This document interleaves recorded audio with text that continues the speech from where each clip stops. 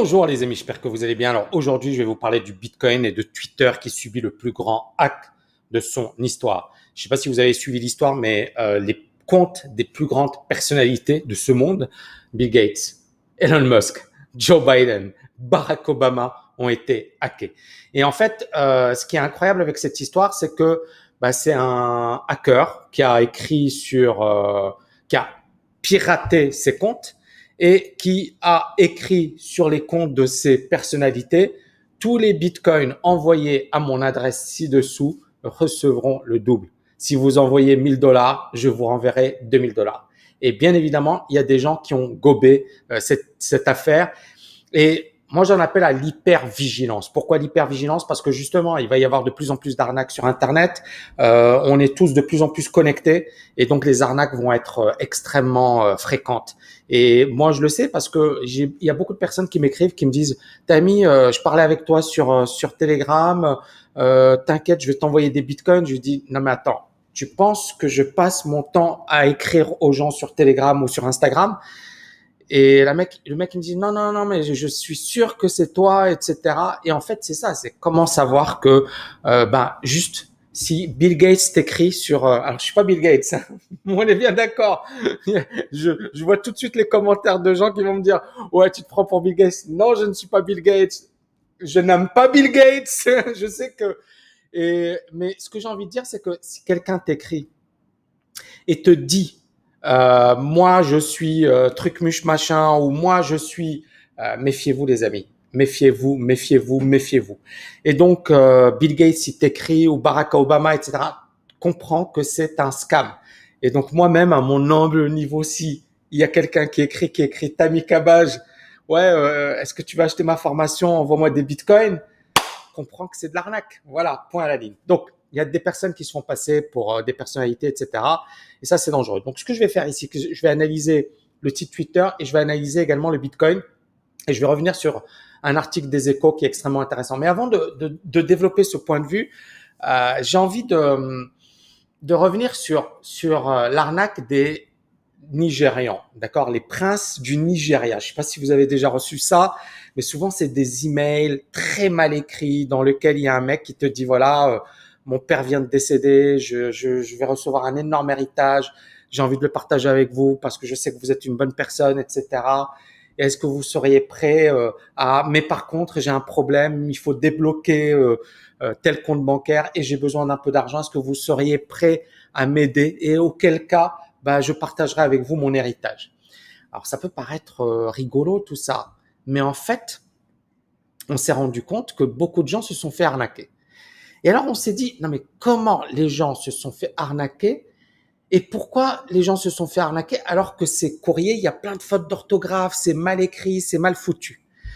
Et il y a un gars, Seth Godin, il a fait l'analyse suivante. Il a dit: un mec qui a fait des études, etc., qui a un certain recul, généralement, il va constater que c'est mal écrit, que c'est mal foutu, que c'est pas sérieux.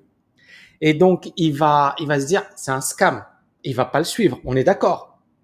Par contre, un mec qui, n'a pas fait forcément, c'est pas, encore une fois, c'est pas méchant ni péjoratif, s'il vous plaît, d'accord? Mais c'est juste l'analyse de Seth Godin, d'ailleurs, que j'ai trouvé génial. Il dit: mais un mec qui, finalement, il s'en fiche, il a pas fait d'études, etc., mais bon, pour lui, l'orthographe n'est pas si important que ça, il voit pas le scam. Alors, pourquoi les scammers font des fautes d'orthographe? Est-ce que c'est volontaire? Et selon Seth Godin, oui, c'est volontaire. Pourquoi? Parce qu'ils veulent faire de l'écrémage. Ils savent que si tu as un minimum de recul, que tu vois que voilà, tu vas pas y aller. Et ils savent que ces gens-là sont les plus compliqués à convaincre. C'est-à-dire les gens qui ont fait des études, etc., sont les plus compliqués à convaincre. Parce que les crédules, les gens qui veulent devenir riches rapidement, tu peux les convaincre. Donc, en mettant plein de fautes d'orthographe, ils éliminent toute une partie de la population et ils gardent les personnes les plus crédules. Et j'ai trouvé cette analyse extrêmement intéressante. Et il y avait justement des personnes qui disaient: Tammy, mais pourquoi à un certain moment tu as dit voilà, les personnes qui sont les plus pas intéressantes, mais les plus appropriées pour ta formation sont des gens qui gagnent bien. Est-ce que les gens qui ne gagnent pas bien leur vie sont foutus? C'est faux, mais ça veut dire que il y a des gens, ils ont un certain recul. Ils savent que quand ils viennent à la TKL, ils vont pas rêver. Vous le voyez avec mes vidéos, vous voyez avec le sérieux, vous voyez avec la régularité, vous voyez la durée également. Ça fait 10 ans qu'on existe. Donc, c'est pas fait pour les vendeurs de rêves et c'est pas fait pour les gens qui rêvent, d'accord? Et donc, les gens qu'on va attirer, ce sont souvent des gens qui travaillent, qui sont sérieux, qui vont pas se faire scammer, quoi. Et ça, c'est important, le message que je voulais faire passer. Donc, soyez extrêmement vigilants, les amis. Donc, ici, je reviens rapidement sur cet article de. Alors, ça, c'est des pyramides de Ponzi. Il y en a depuis pas mal de temps. Ça représente des dizaines de milliards de dollars et d'euros, etc. Bref, c'est énorme. Alors, cet article hyper intéressant des Échos. Donc ici, Twitter, victime du piratage le plus massif de son histoire. Les comptes de plusieurs personnalités, dont Bill Gates, Elon Musk, etc., ont été hackés. Et là, on voit Jack Dorsey qui dit dure journée pour nous à Twitter. On se sent vraiment mal par rapport à ce qui s'est passé et on a bien évidemment effectué les diagnostics, etc. Un cœur à nos équipes qui travaillent dur pour essayer de rétablir tout ça. Et donc ici, voilà, le gars, il leur a dit, voilà, si vous m'envoyez $1000, je vous renverrai $2000. Alors bien évidemment, il faut y croire. Mais il y a des gens qui y ont cru. Ça lui a quand même rapporté $100 000 rapidement, quoi. Le mec, il est pas mauvais, quoi. Alors ensuite, voilà, $116 000, 116 000, c'est un truc de dingue. Il y a 300 personnes, ils l'ont fait, quoi. Alors juste, je sais pas ce que vous en pensez, mais 300 fois 1000 égale 300 000, hein, parce que c'est ça, il disait envoyez-moi 1000. Bon, déjà, hein, moi j'analyse, hein, bon, on voit un peu, voilà, on fait un petit peu de maths. Donc 300 personnes fois $1000, ça fait 300 000. Là, on a $116 000. Mais bon, voilà, peut-être qu'ils n'ont envoyé qu'une partie du montant. Alors, ça aurait pu être bien pire, etc. Et là, en fait, comment Twitter a été hacké?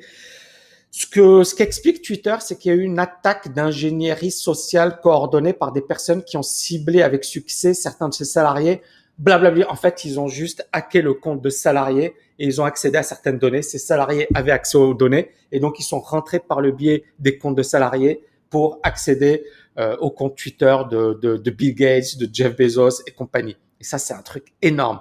Donc, bien évidemment, il y a une enquête, chute du cours de bourse de plus de 3%. Alors, je reviens rapidement sur le cours de bourse. Voilà, Twitter, ça a ouvert effectivement à la baisse. Vous voyez ici, ça a ouvert à la baisse.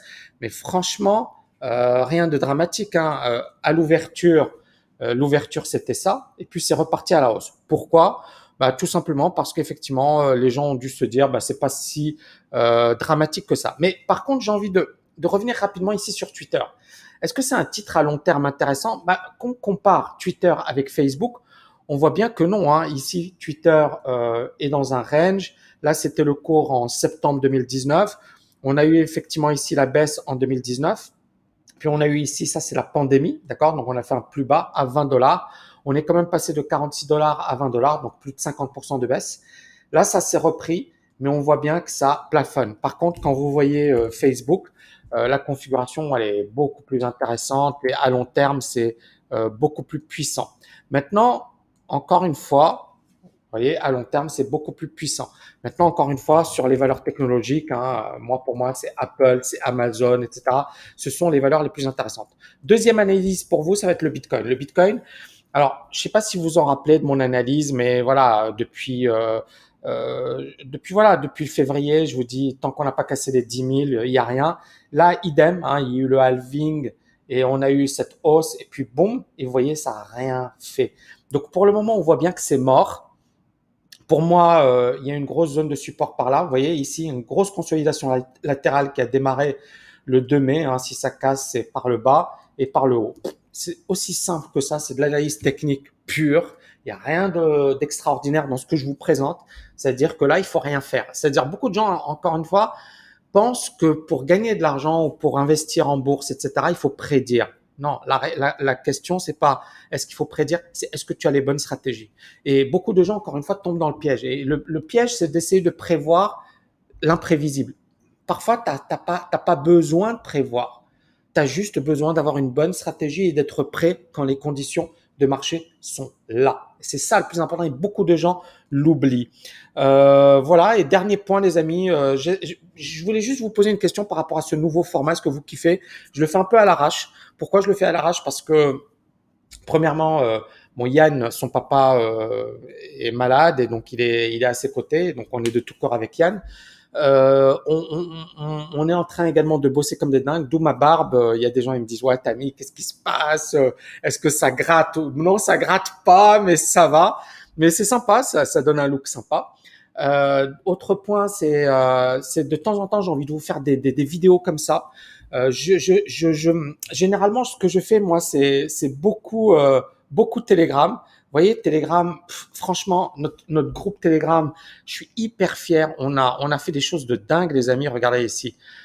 292 messages vocaux. Vous imaginez?